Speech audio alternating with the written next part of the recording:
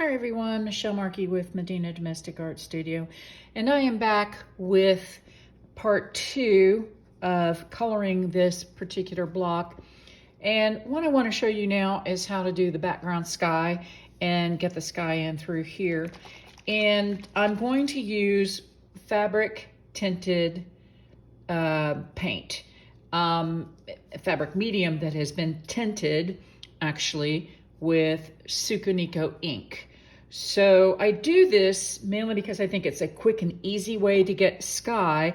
You could use your Inktense pencils. You could actually use regular acrylic fabric paint. But I think what I'm going to show you gives it kind of a softer effect and a more artistic effect. And it actually, again, is a way of how you're going to color your background and keep it kind of nice and modeled the way I have here. The very first thing I'm going to do is I'm actually going to spritz the area that I want to color, which is kind of basically up here and kind of in between the trees. And I do want just kind of a very light color. So I'm going to end up spraying this area with fabric medium. Now, quick note, if you watched my previous video, you know that I had sprayed it once already. I felt like going forward with this video, just to be on the safe side, I went ahead and heat set the leaves. And the reason I did it is I was just slightly concerned that if I came back in here, sprayed it with the fabric medium, that it might cause these colors to still run. Now, I've seen it happen, so I just simply did not want to take that chance. So again, high, dry, cotton setting. Did the back first, then the front, and get it all nice and ironed and hopefully heat set. And I do want to point something out. I don't know if you can see this, but there's a few wrinkles here in and amongst the trees. That actually is something that occurs when the tearaway stabilizer on the back gets wet and then you heat it with the iron. It has a tendency to draw the stabilizer up and the fabric itself. Not a big deal.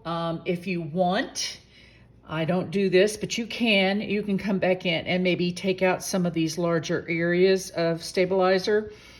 Just cut it with a very small embroidery pair of scissors.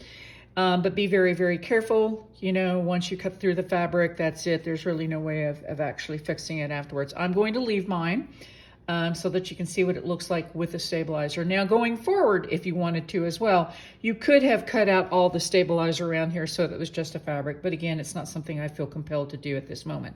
So here's what I'm going to do. I'm going to spritz the area underneath the trees just lightly, and then I'm going to spritz up here where I want some of the sky.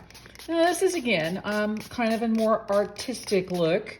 So I'm going to take my fabric, tinted fabric medium that I showed you earlier. I'm going to pour, this is just don't do that. I tell you, you know, I shouldn't be doing this right over the work, but I'm trying to do this to show you on the camera. So I'm going to take it off to the side and pour the rest that I need in here so I don't spill it on it. And as always, I'm more of a slob than most people realize, so this is not surprising to me. But in any event, now I've got this. The other thing that I want to do is I want to take some of my fabric medium and put it right next to it. And even if I get some in my stuff, I really don't care. Now, here comes the fun part. I mentioned earlier with the leaves, we used actually some makeup tools. Well, we're going to continue forward and use this little dauber. I think this is usually meant for smoothing out your makeup or putting blush on. But here's what we're going to do here. We're going to dip it. First, I'm going to get a little bit of fabric medium so that it gets wet. And then I'm going to dip it in the blue. And I just want kind of a very faint, slightly blue color that I'm going to come down here and just start dabbing in and amongst the trees. Now you notice that's a nice, very pale look. That's really all I want. I don't want something, you know, super stark. I mean, you might want that. That's great. No problem. Come in with maybe, you know, some deeper, let me see if I can get this and I'll give you a hint of what it would look like with a deeper color. So you can come in with maybe a deeper color. So I'm going to put it as we go off to the side here. But I prefer it to be kind of more on the pale side. So it just gives that hint, right? And this is what's so great about this dauber. It does a wonderful job of applying the color in kind of a diffused method. So now let's go up here to, and you just kind of overlap. So dip and daub is what I'm calling this. Just dip and daub. And because you put the fabric medium down beforehand, it actually helps lend it to kind of giving it a more modeled, more subtle look, more arty-farty, for lack of a better term. And you'll notice too that if you just keep daubing around in the same area, if you got too much, you can kind of daub the color out. So I'm just going to continue over where I've got this color, and again, very nice diffused look. Ooh, I am very happy with this. You can come back and get closer to the trees if you want.